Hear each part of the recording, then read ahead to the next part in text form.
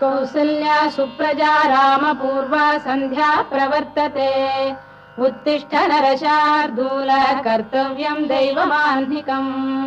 कौसल्या सुप्रजा रामपूर्वा सन्ध्या प्रवर्तते उत्तिष्ठ नरशार्दूल कर्तव्यं दैवमाह्निकम् उत्तिष्ठोत्तिष्ठ गोविन्द उत्तिष्ठ गरुडध्वज